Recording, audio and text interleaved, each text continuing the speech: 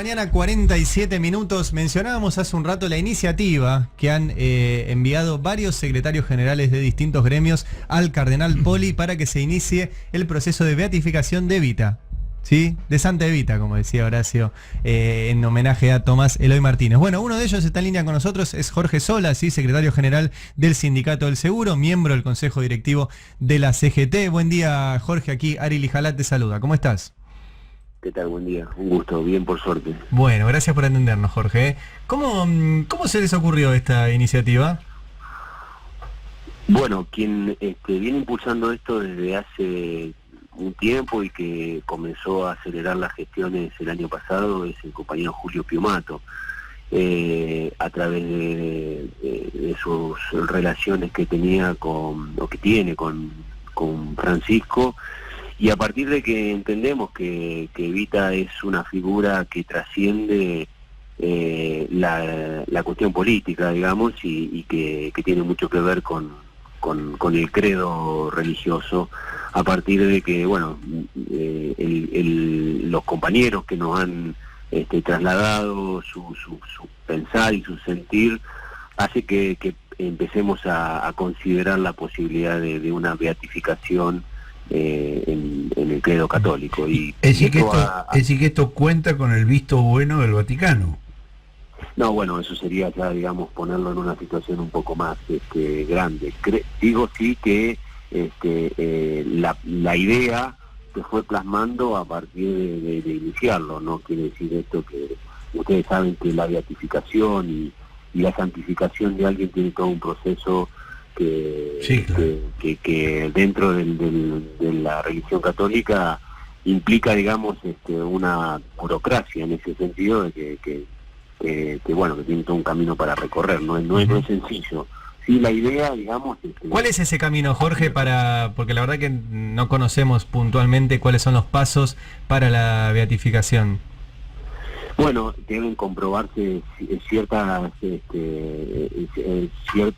actos que hagan que primero sea beatificada, es decir, primero viene la beatificación y luego la santificación. Y para eso, digamos, se necesita de la comprobación de milagros o de acciones que vayan más allá del mérito humano. Ustedes recuerdan, por ejemplo, digamos, esto tiene siempre lo que se llama, la famosa frase, el abogado del diablo. Hay una contraparte que hace de abogado del diablo, esto va entre comillas, digamos, oponiéndose a la beatificación o a la santificación de alguien, hasta tanto se resuelva que esos hechos fuera del acto humano, o que van más allá del acto humano, han sido considerados y han sido verificados. ¿Y qué hechos le atribuyen ustedes a Evita que vayan más allá de lo humano? Bueno, eso tiene que ver con su disposición para con los pobres, es más o menos lo que sucedió. Veamos que lo primero que estamos haciendo es el proceso de beatificación. ¿Qué es lo que pasó? Para compararlo, lo último con algo argentino es lo de Seferino Namuncurá o el cura Brochero. Su predisposición y su acercamiento hacia los que menos tienen y su vivir en esa misma esencia. O sea, puede ser que se tengan en cuenta acciones que sean colectivas y no individuales, digamos. Sí, claramente, esto abrirá un proceso que se irán acercando las pruebas o el procedimiento que haga falta a los fines de ir llevándolo y poniéndolo en esa situación. Me parece que lo importante a rescatar en todo esto es la figura de Eva como alguien que ha dedicado gran parte de su vida a la atención de los que menos tienen, y en ese sentido, digamos, ese acercamiento al prójimo por el prójimo mismo la ubica en un lugar de preferencia en este sentido. Bien, Jorge, bueno, muchas gracias por atendernos y seguiremos bien atentos a lo que sucede con esto. Que tenga buen día. Con todo gusto, un abrazo grande. Era Jorge Sola, ¿sí? Secretario general del Sindicato del Seguro, oficia en general de vocero, de prensa de la CGT, y también integra su consejo directivo. Yo le pregunté si esto contaba con el visto bueno del Vaticano, porque de alguna manera él lo sugirió. Sí. él dijo que la gestión la comenzó Piumato después de conversar con el Papa Francisco. Ujú. Y la verdad es que es un episodio notable, digamos. Si Evita termina convertida en santa por la Iglesia Católica Apostólica Romana, sería realmente el triunfo definitivo de la Iglesia Católica sobre el peronismo. Porque el peronismo surgió muy vinculado con la Iglesia Católica, con la doctrina social, comenzada por el Papa León XIII en el año 91, seguida por el Papa Pío XI en el año, al cumplirse 40 años de aquella encíclica, y toda la acción del peronismo tiene mucho que ver con la doctrina católica e incluso las formas organizativas del peronismo, las ramas, la división en ramas, está calcado de las ramas de la acción católica de la Iglesia Católica. En la conducción pendular de Perón, eso de que, digamos, tiene un delegado, va para determinado lugar, por ejemplo John William Cook, después del 55, hasta que de golpe cambia de delegado, se va el péndulo para el otro lado, y así va juntando por todos los costados. ¿Qué es lo que está haciendo ahora Bergoglio? Bergoglio, cuando fue provincial de los jesuitas, persiguió la teología de la liberación.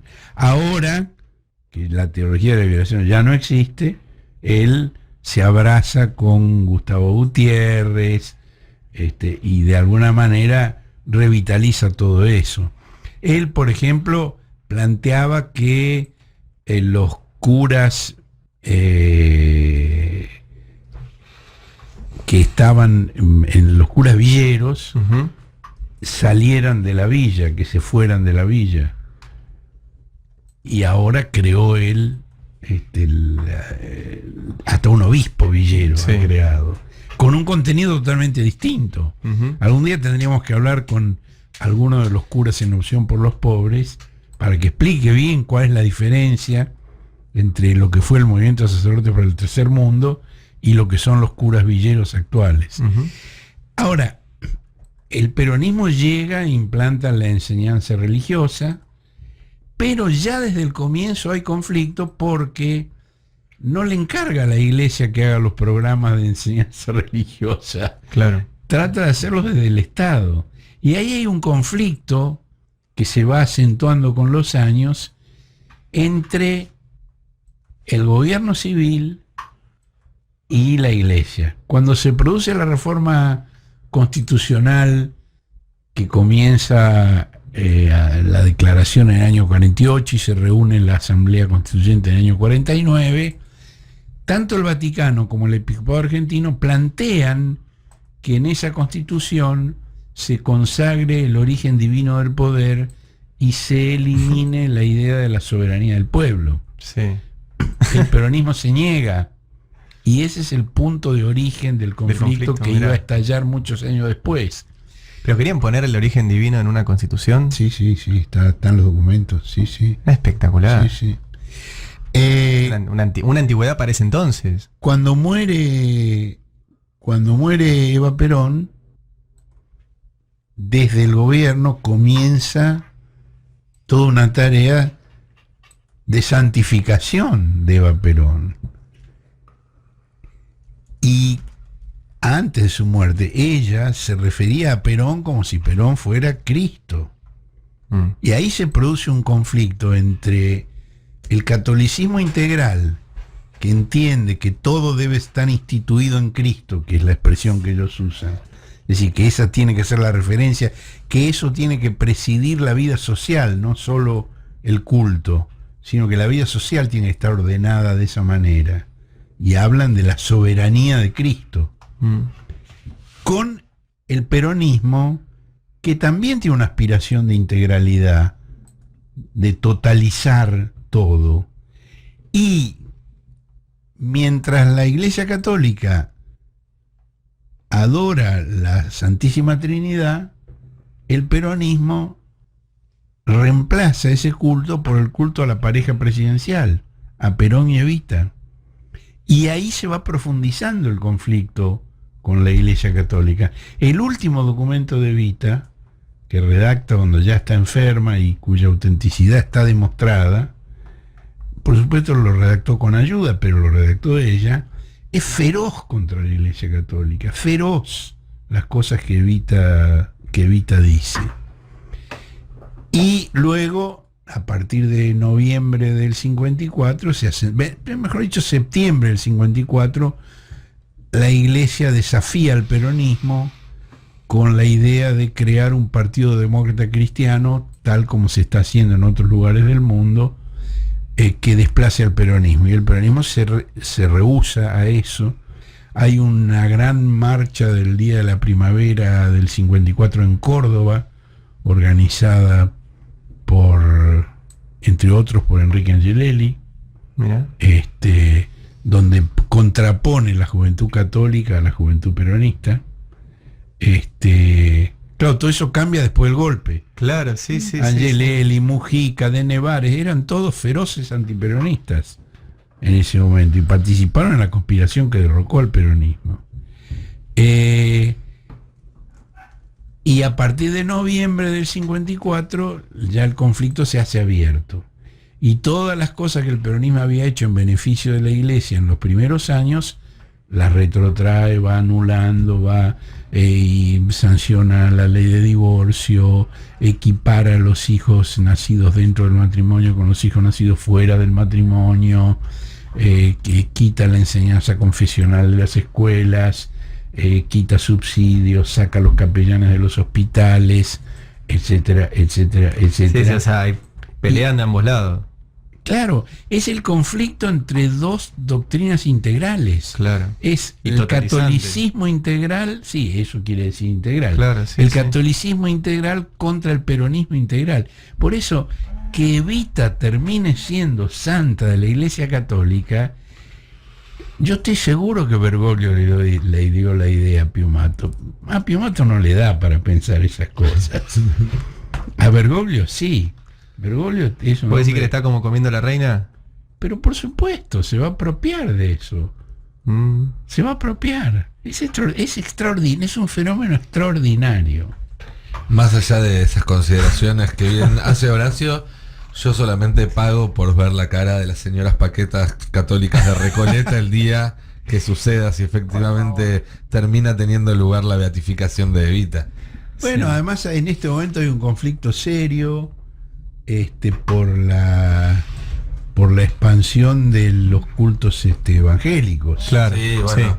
Que también está en el origen del conflicto del peronismo con la Iglesia Católica, porque Perón también recibió a varios pastores electrónicos precursores, les dio espacio para que hicieran grandes actos en la cancha de Huracán, los recibió en la Casa de Gobierno, incluso con los espiritistas, la Escuela Científica Basilio, y la Iglesia Católica resiente todo eso.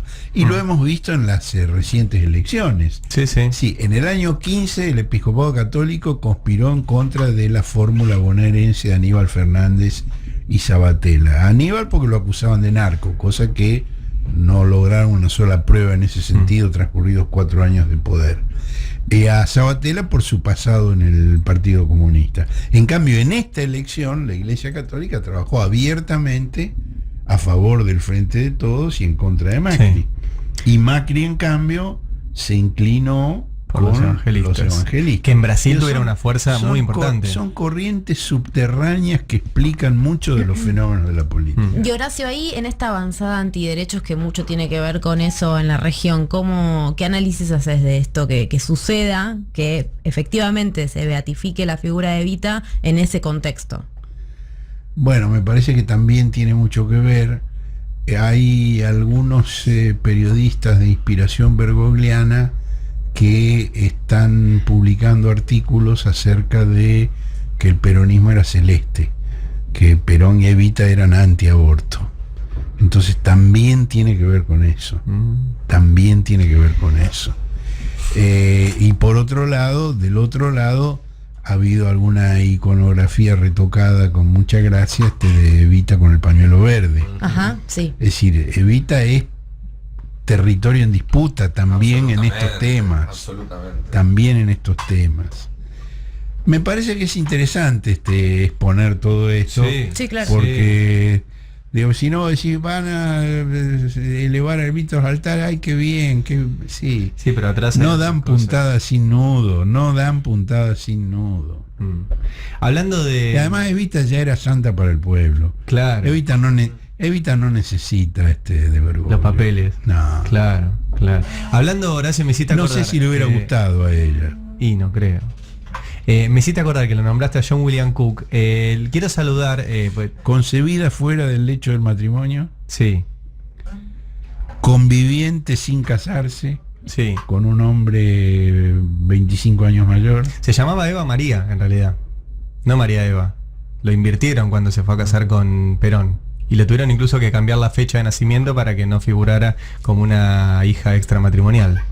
Pero ahí estaba el ejército también enojado. Pero bueno...